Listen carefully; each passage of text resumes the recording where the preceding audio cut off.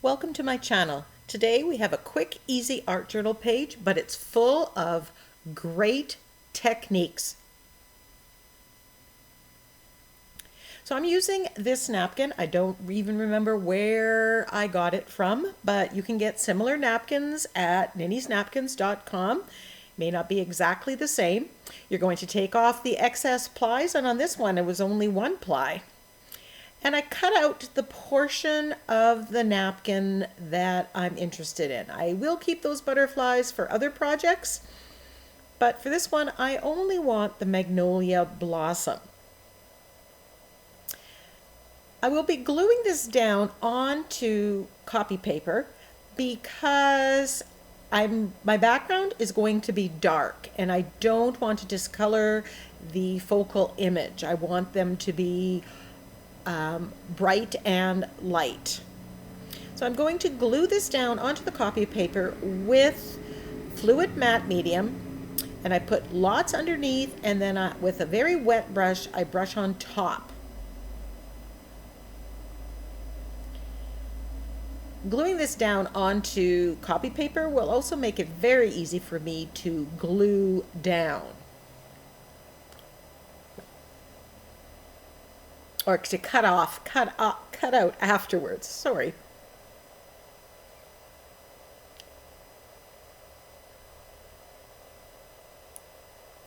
You need to remember that napkins become very fragile when they're wet. So if you have more fluid matte medium or adhesive on your brush, the less likely it is that it's going to catch and rip. Now I don't end up using all of these, but they will be cut out and they're going to go into my storage with the napkin, and then I can just use them as a focal image on something else, and it's already partially done.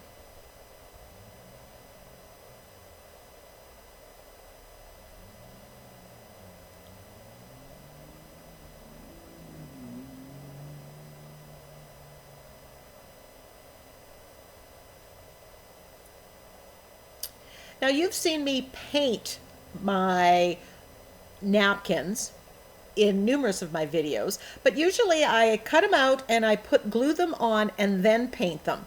And if you're a little leery about doing that, you think you might not be able to pull it off, you can paint them at this stage. Here I'm using my Inktense blocks in yellow with some white gesso and just painting them. I want yellow magnolias, not cream colored ones, because my color scheme is going to be yellow and blue. When you put the gesso in, the Inktense blocks become more opaque. If I didn't want it to be opaque, I'd leave out the gesso. But I like the texture that the gesso gives, and it makes it gives it that painterly effect.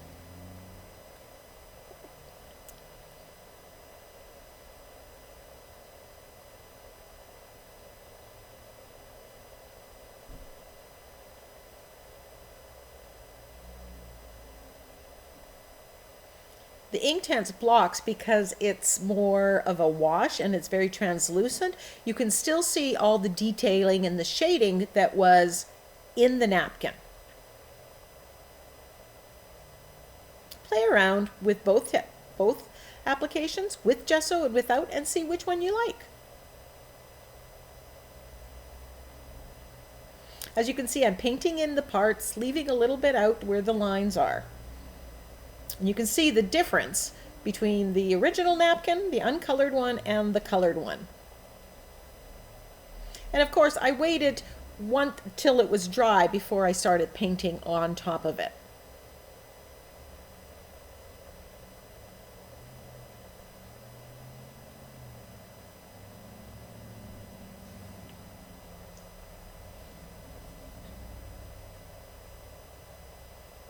I'm using a fine line brush or a very small round brush for this part.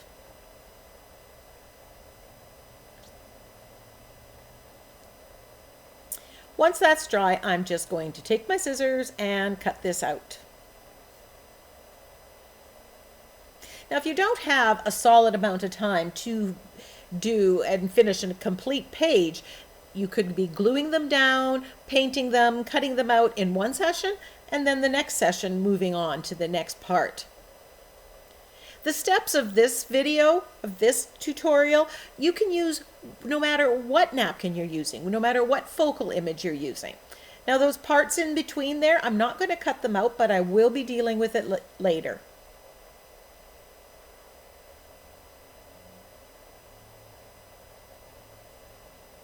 If you cut something off that you shouldn't, you can always glue it back in place afterwards.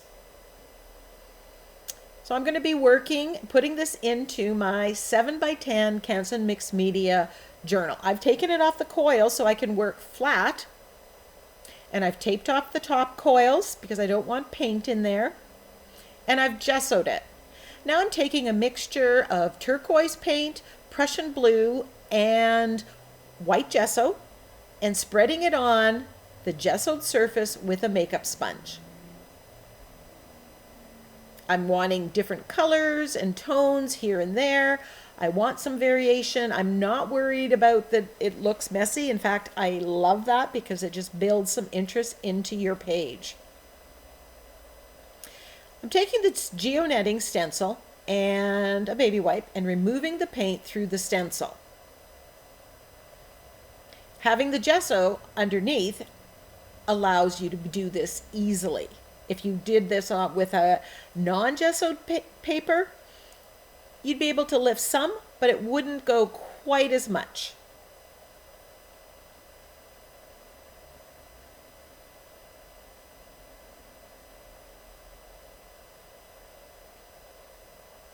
And I've done about half of the page and then the other half of the page because you don't really want the paint to dry. If you rub harder, you're going to take more paint off.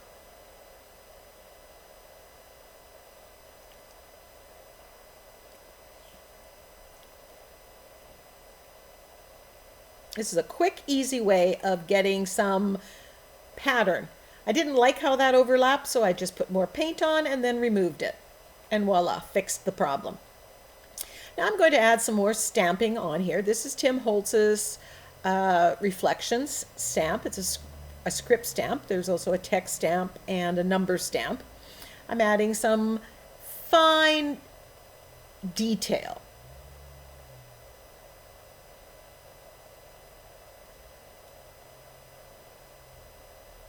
Then I grab the Stamperia word stamp for some larger script and stamping on that.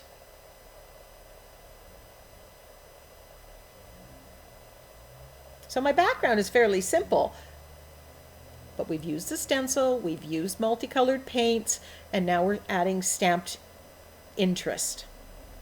And I'm using archival ink because it's permanent. I wanted to add more contrast and some circles. So I'm spreading black acrylic paint on my glass and using this dot stamp and adding. This adds a lot of contrast and interest to the background. And you'll want to clean the acrylic paint off of your stamps. Now I'm just going to edge my page or shade around with black acrylic paint.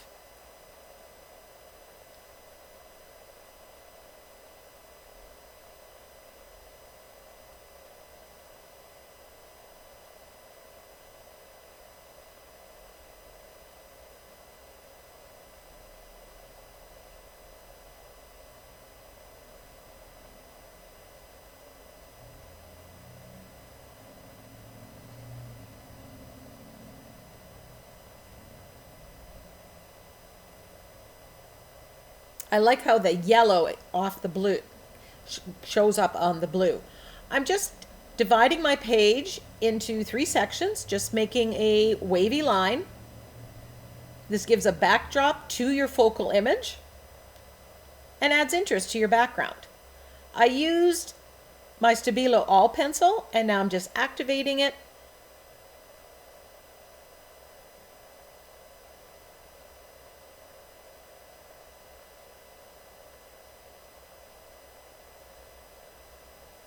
So there was a relatively simple background, but we've made it a little bit more interesting just by adding those wavy lines.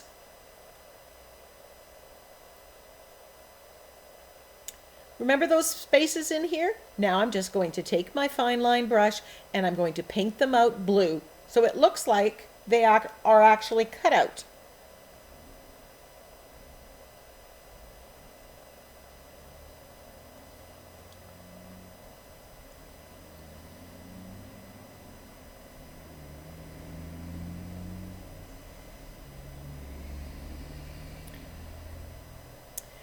Now I've masked off the center part and I'm using the champagne gold stencil butter from the Crafter's Workshop through this punch card stencil. I wanted to put yellow into the background.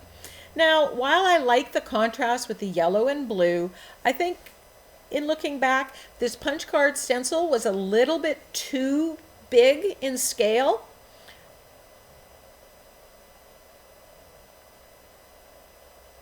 So I'm not sure it was the best choice. And if I was doing this page over, I would choose a stencil that was smaller. Or I would use that circle stamp and stamp with it, just the circles, using the stencil butters. Because you can stamp with the stencil butters just like I stamped with acrylic paint.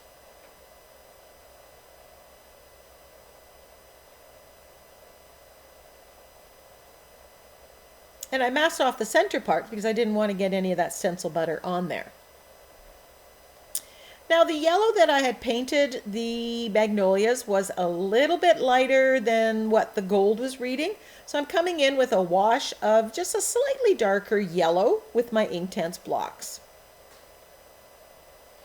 And I've cut off one of the magnolias from another one. So I've made my own composition. Now I'm using Liquitex gel medium and gluing it down.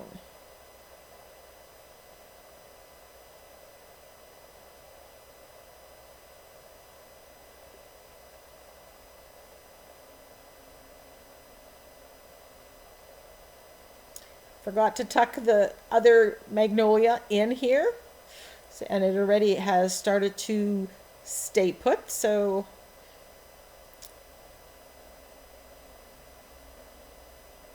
I have a little bit of a problem, but solved it.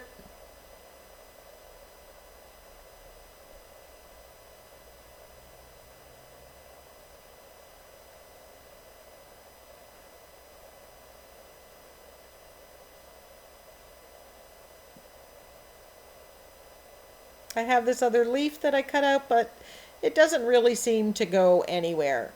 Oh, actually there, I lied. There it is.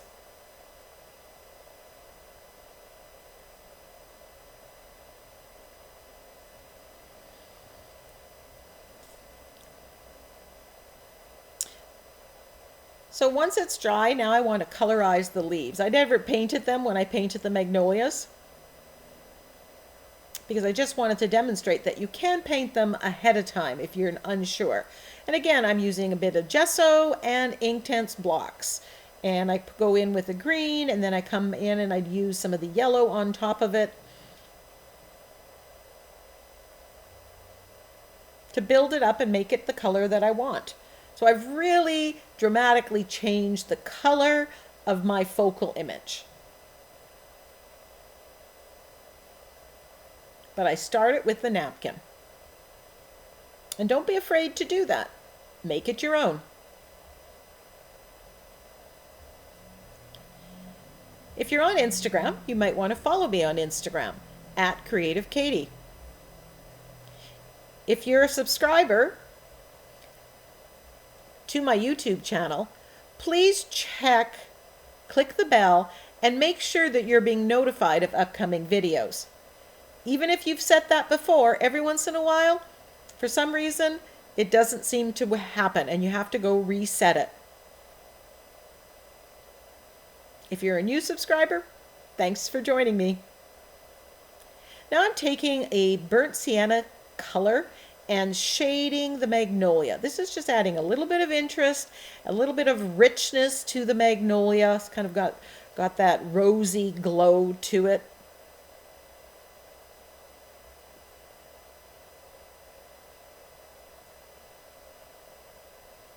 And basically I'm doing the same shading technique, but this time I'm using the Inktense block, not acrylic paint.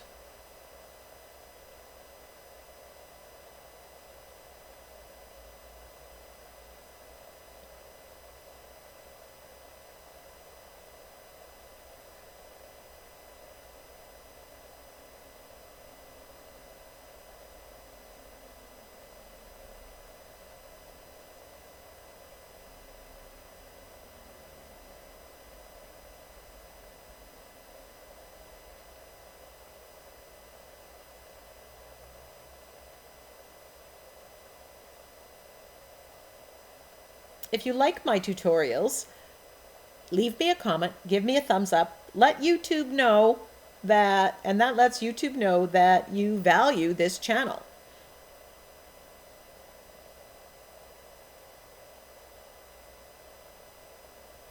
I love the addition of this color to the magnolias, and I also added some of that same color to the green on the stems and leaves. Every time you play, you learn something new. Still looks like it's a yellow magnolia, but it's richer.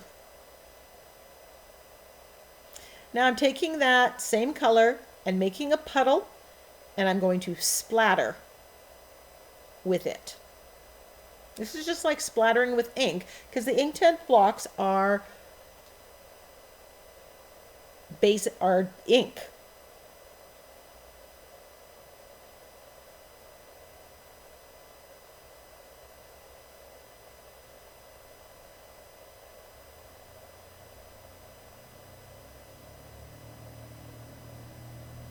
Now I'm taking this love stamp and putting it on the top and bottom, right on top of the stencil butter, even on top of some of the magnolia, because the saying that I'm going to stamp on there is going to say love wins, and I just thought it'd be interesting to have that word. Now I'm using my wooden blocks to stamp it out, and as usual I just stamped with my archival inks just to get the spacing and the size, and then I can play with the orientation of where I want it. And then I'm stamping with, in this case, Naples yellow acrylic paint, and I clean off my stamp as soon as I'm done stamping with it. You don't want to wreck your stamps.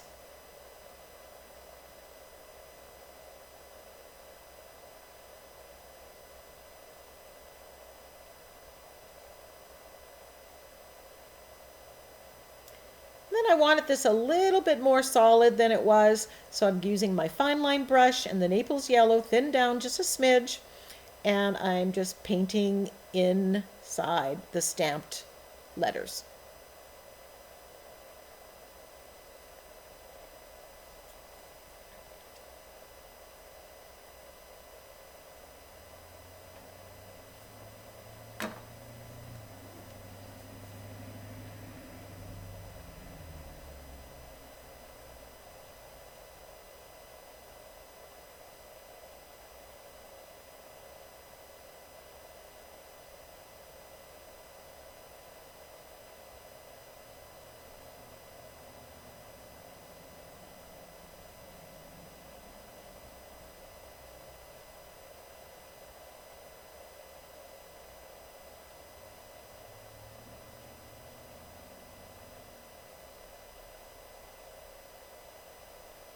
You could have done that with gold as well. Then I just decided I'm going to add a few highlights to the magnolias. Quite honestly, I was just playing around, trying things out. If you don't try, you don't learn.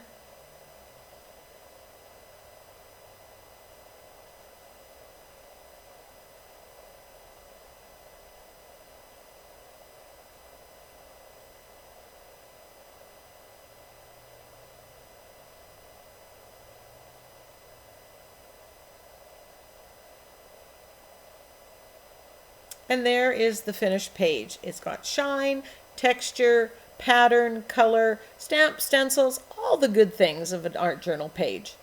I hope you find something in this video tutorial useful and you can use it on your next project.